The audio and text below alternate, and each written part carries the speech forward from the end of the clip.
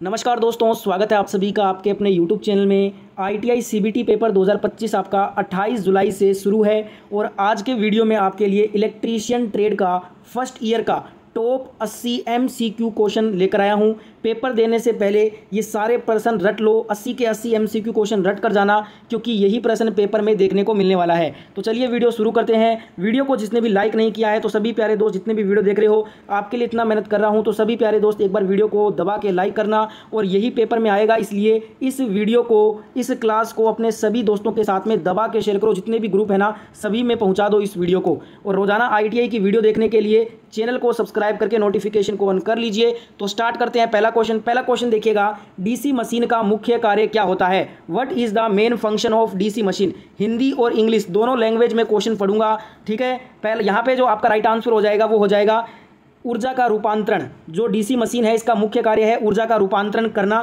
तो सी number option right हो जाएगा। साथ साथ में आप भी कमेंट में आंसर बताते रहिए, सभी के आंसर लास्ट में चेक करूंगा। क्वेश्चन नंबर 2 है, डीसी मशीन को शुरू करने के लिए कौन सा यंत्र प्रयोग में लाया जाता है?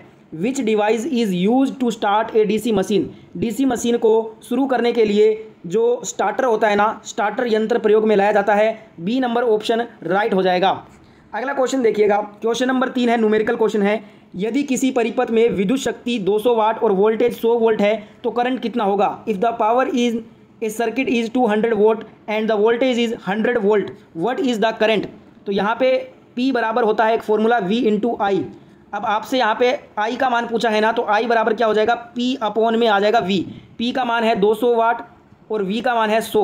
तो यहाँ पे धारा का मान आ जाएगा 2 एम्पियर। 2 एम्पियर आपका राइट आंसर होगा। सी नंबर ऑप्शन राइट हो जाएगा। अगर आपको फॉर्मूला याद है तो आप कोई सा भी न्यूमेरिकल आराम से कर लोगे। अगला क्वेश्चन देखिएगा, क्वेश्चन नंबर 4 है, किसी चालक का प्रतिरोध उसके तापमान बढ़ने पर कैसा बदलता है? How does the resistance of a conductor change with increase in temperature? देखिए, जो प्रतिरोध होता है ना, प्रतिरोध, जो कोई भी चालक का जो प्रतिरोध होता है वो तापमान के समानुपाती होता है। यानी कि अगर जो चालक का प्रतिरोध जो है ना, जो चालक का प्रतिरोध का तापमान बढ़ेगा तो वो क्या होगा, वो भी उसके साथ में बढ़ेगा, क्योंकि चालक का प्रतिरोध जो है ना तापमान के समानुपाती होता है। तो यहाँ पे क्वेश्चन में मेंशन है चालक का प्रतिरोध उसके तापमान बढ़ने पर कैसा बदलता है? बढ़ता है, ठीक है, क्योंकि ये प्रोपोर्शनल होता है। चालक का प्रतिरोध तापमान के प्रोपोर्शनल होता है। तापमान बढ़ेगा तो प्रतिरोध बढ़ेगा, तापमान घटेगा तो प्रतिरोध भी साथ में घटेगा। तो यहाँ पे तापमान बढ़ रहा है ना, तो प्रतिरोध बढ़ेगा। तो बी नंबर ऑप्शन राइट हो जाएगा। अगला यहाँ पे क्वेश्चन देखिएगा, क्वेश्चन नंबर 5 है, डीसी मोटर की गति को कैसे नियंत्रित किया जा सकता है? How can the speed of a DC motor be controlled? DC motor की गति को दोस्तों हम आर्मेचर वोल्टेज को बदलकर, फील्ड फ्लक्स को बदलकर, आर्मेचर प्रतिरोध जोड़कर, तो उपरोक्त सभी ऑल ऑफ द अबोव, हम जो है ना डीसी मोटर की गति को नियंत्रित कर सकते हैं आर्मेचर वोल्टेज को बदलकर, फील्ड फ्लक्स को बदलकर, आर्मेचर प्रतिरोध जोड़कर। उपरोक्त सभी यहाँ पे आपका राइट हो जाएगा आंसर। तीनों प्रक्रिया से कर सकते हैं हम। अगला देखिएगा, क्वेश्चन नंबर 6 है, डीसी मशीनों में प्रयुक्त ब्रश किस पदार्थ के बने होते हैं? What material are brushes in DC machines generally made of? तो डीसी मशीन में प्रयुक्त ब्रश जो है ना, ये कॉपर, एल्यूमिनियम, कार्बन, स्टील, किसके बने होते हैं? तो ये कार्बन के बने होते हैं। सी नंबर ऑप्शन राइट हो जाएगा। अगला क्वेश्चन है, यदि डीसी मशीन में कम्यूटेटर खराब हो जाए तो क्या प्रभाव पड़ता है? If the commutator in A DC machine is faulty what will happen?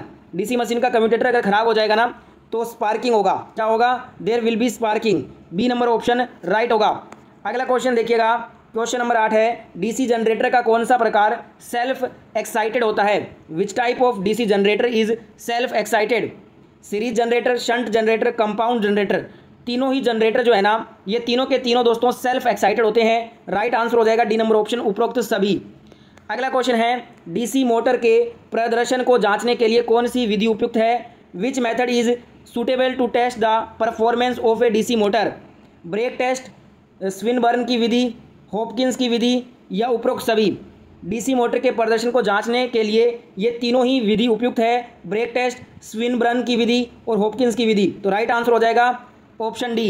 ITI electrician का फर्स्ट ईयर का जो CBT का पेपर होगा इस बार, उसमें यही प्रश्न पूछे जाएंगे।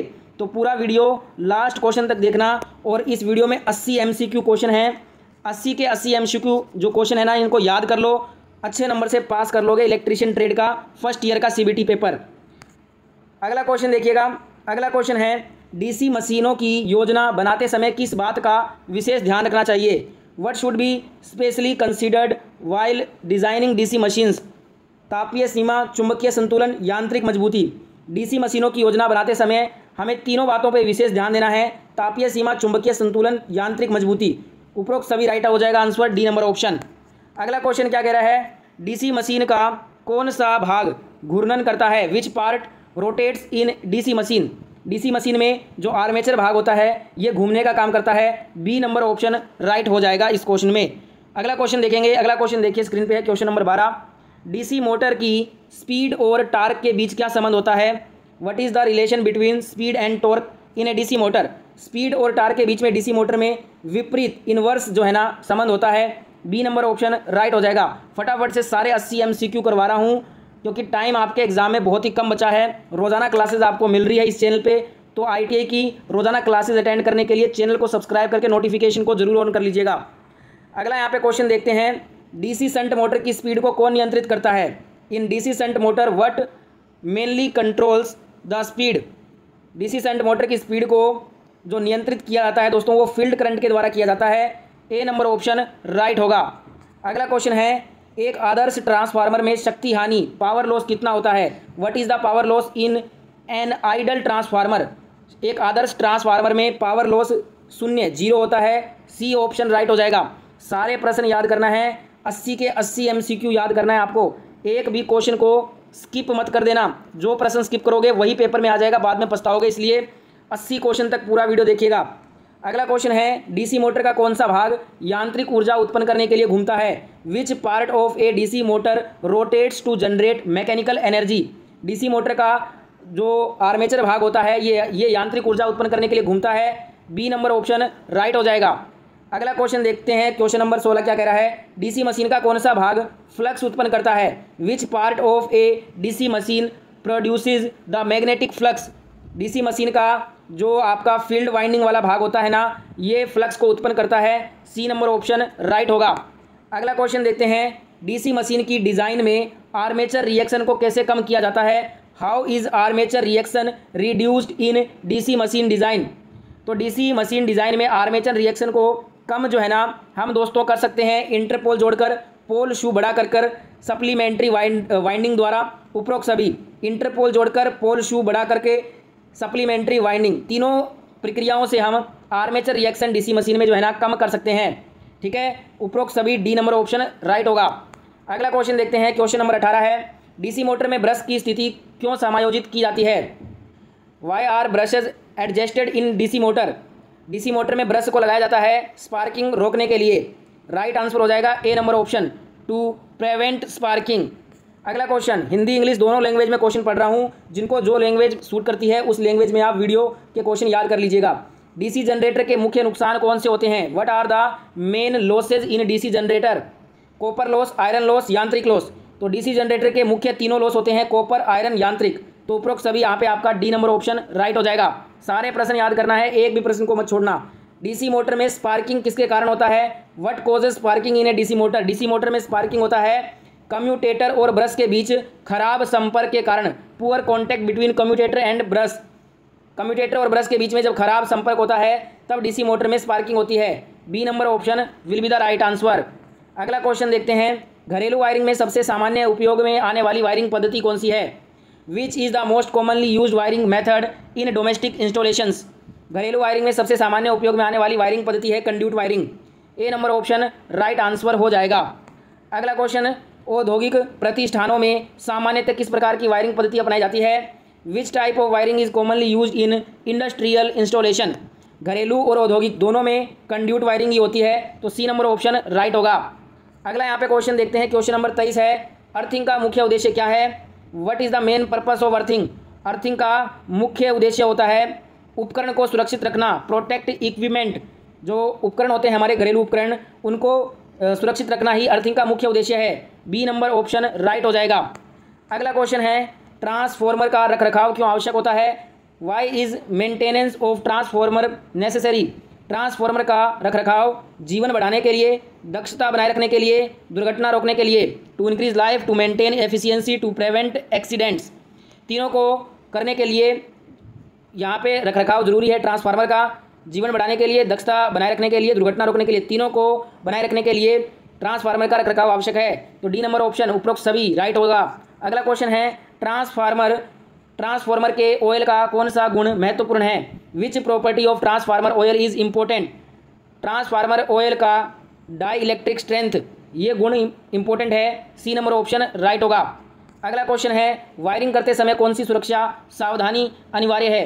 What is the mandatory safety precaution during wiring?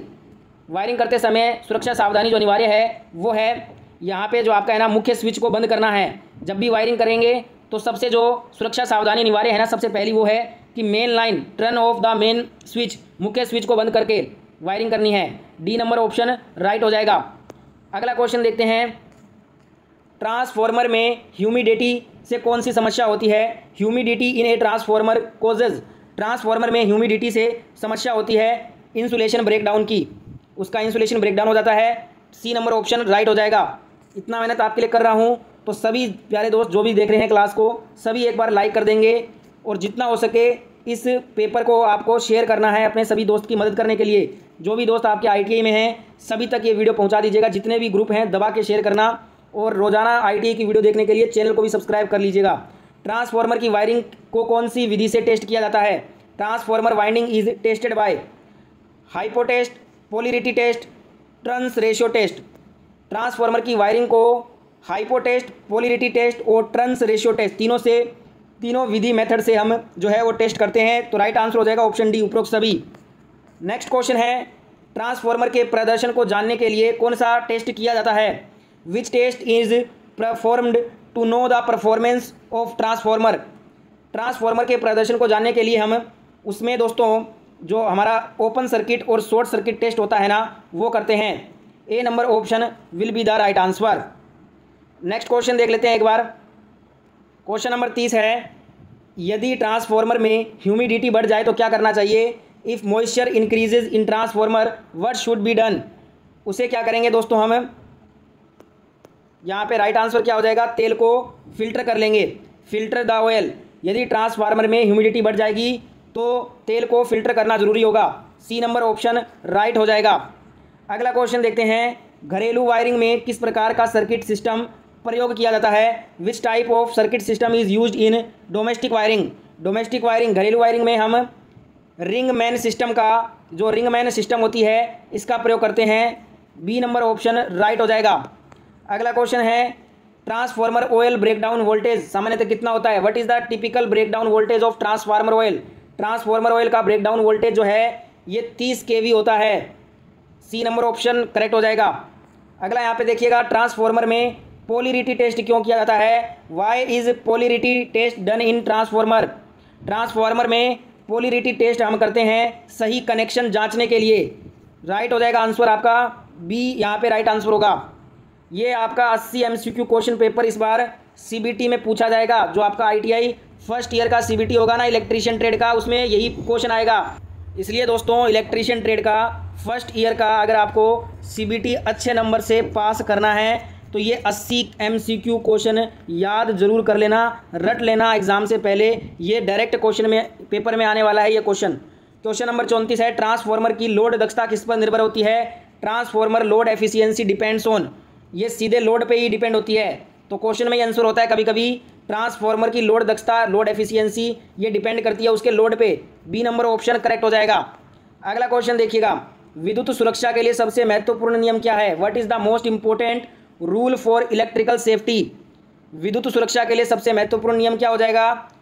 फटाफट से आंसर कमेंट में करना है, सभी के आंसर चेक करूंगा। उपकरण की मरम्मत करते समय बिजली बंद करना है, ठीक है। बी नंबर ऑप्शन करेक्ट हो जाएगा। अगला क्वेश्चन देखिए, अगला क्वेश्चन यहाँ पे आपसे पूछ रहा है ट्रांसफार्मर में टर्न्स रेशियो टेस्ट किसके लिए किया जाता है? Turns ratio test in a transformer is use to determine, transformer में टर्न्स रेशियो टेस्ट होता है वोल्टेज रेशियो पता लगाने के लिए, वोल्टेज अनुपात का पता लगाने के लिए ट्रांसफार्मर में टर्न्स रेशियो होता है। बी नंबर ऑप्शन करेक्ट हो जाएगा। नेक्स्ट क्वेश्चन आपके स्क्रीन पे है क्वेश्चन नंबर 37, विद्युत उपकरणों के लिए कौन सी सुरक्षा डिवाइस विद्युत झटका से बचाती है? Which safety device protects from electric shock? तो यहाँ पे जो हमारा ELCB और RCCB earth leakage circuit breaker जो होता है ये दोस्तों विद्युत उपकरणों को सुरक्षा डिवाइस से जो है ना, जो विद्युत उपकरण होते हैं उनकी सुरक्षा डिवाइस से विद्युत झटका से बचाती है। ELCB या फिर RCCB, C number option right हो जाएगा। अगला क्वेश्चन है क्वेश्चन नंबर 38, ट्रांसफॉर्मर की परफॉर्मेंस को मापने के लिए सबसे उपयुक्त परीक्षण कौन सा होगा इनमें से? Which is the most suitable test to measure transformer performance? अगर हमें ट्रांसफॉर्मर का परफॉर्मेंस को मापना है तो सबसे जो उपयुक्त जो परीक्षण हो जाएगा वो हो जाएगा उसका लोड टेस्ट कर लीजिए। B number option load test यहाँ पे राइट हो जाएगा। अगला क्वेश्चन देखिए, क्वेश्चन नंबर 39 है, ट्रांसफॉर्मर का रखरखाव कितने अंतराल पर किया जाना चाहिए? How often should transformer maintain be carried out? Transformer का रखरखाव जो है इसका कोई निश्चित समय नहीं है, इसकी जो है ना एक रेगुलर इंटरवल्स होते हैं जिसमें निश्चित अवधि पे जो है ना ट्रांसफॉर्मर को जो है मेंटेन किया जाता है। तो यहाँ पे सी नंबर ऑप्शन निश्चित अवधि पर at regular intervals, C number option will be the correct answer. अगला क्वेश्चन है, ट्रांसफॉर्मर में जो बुखोल्ज रिले होता है वो किसके लिए प्रयोग होता है? What is Buchholz relay used for in a transformer? Transformer में जो बुखोल्ज रिले लगा होता है ना, ये गैस लीकेज डिटेक्शन के लिए होता है, for gas leakage detection, C option correct हो जाएगा। अगला क्वेश्चन देखते हैं, क्वेश्चन नंबर 41 है, घरेलू वायरिंग में कौन सी तार सुरक्षा के लिए अनिवार्य होती है? Which wire is essential for safety in domestic wiring? घरेलू वायरिंग में सुरक्षा के लिए जो अनिवार्य होती है ना वो कौन सी वायर होती है? अर्थ वायर होती है, C number option will be the right answer. अगला क्वेश्चन है 42 नंबर क्वेश्चन, विद्युत गीजर में हीटिंग एलिमेंट की विफलता का सामान्य कारण क्या है? What is the common cause of heating element failure in electric geyser? विद्युत गीजर में हीटिंग एलिमेंट की विफलता का सामान्य कारण क्या हो जाएगा? स्केल का फॉर्मेशन हो जाना, स्केल का जमाव जब उस पर हो जाता है ना तो विद्युत गीजर का जो हीटिंग एलिमेंट होता है वो फेलियर हो जाता है, बी नंबर ऑप्शन करेक्ट होगा। अगला क्वेश्चन है, घरेलू उपकरणों में टेस्टिंग के लिए कौन सा मीटर प्रयोग होता है? Which meter is used for testing domestic appliances? Domestic appliances घरेलू उपकरणों में टेस्टिंग के लिए मल्टीमीटर का यूज होता है, सी नंबर ऑप्शन करेक्ट हो जाएगा।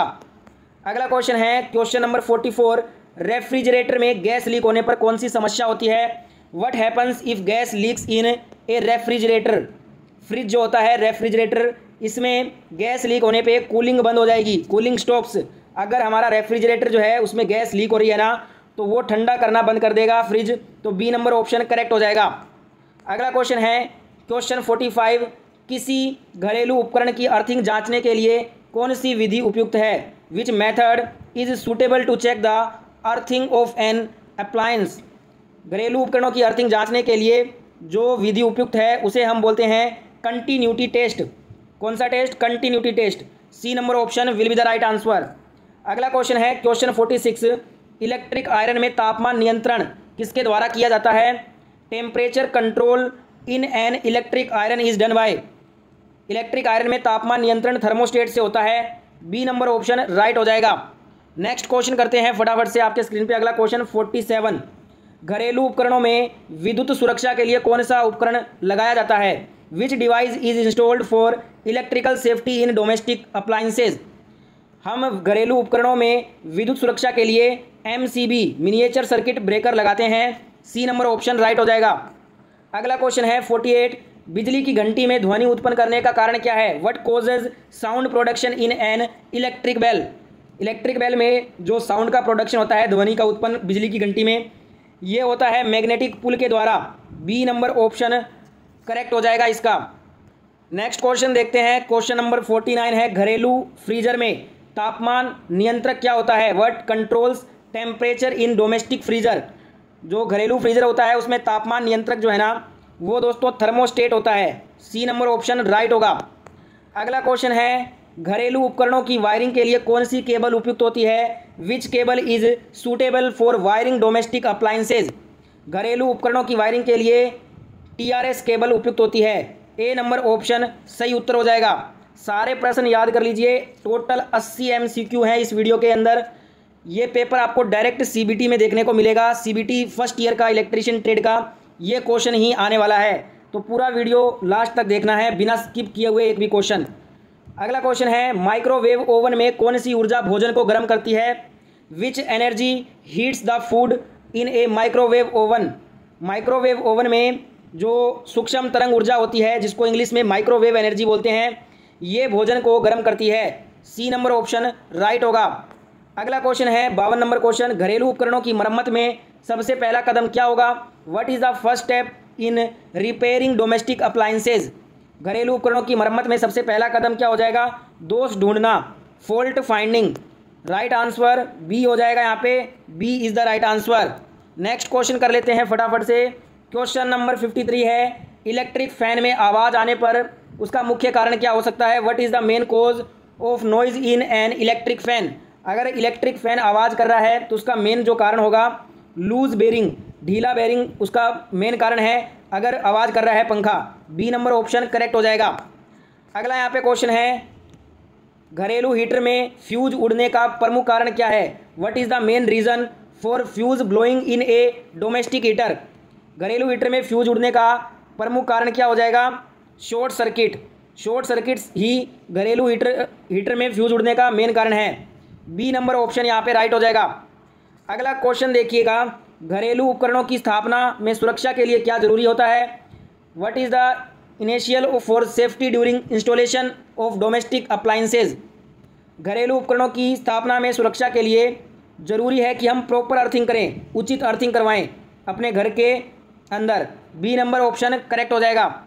अगला क्वेश्चन है, रेफ्रिजरेटर में कंप्रेसर का कार्य क्या है? What is the function of the compressor in A refrigerator? Refrigerator में कंप्रेसर का कार्य क्या होता है? ये कंप्रेस गैस करता है, गैस संपीड़न करना, ये कंप्रेसर का मेन काम है रेफ्रिजरेटर में। बी नंबर ऑप्शन करेक्ट हो जाएगा इसका आंसर।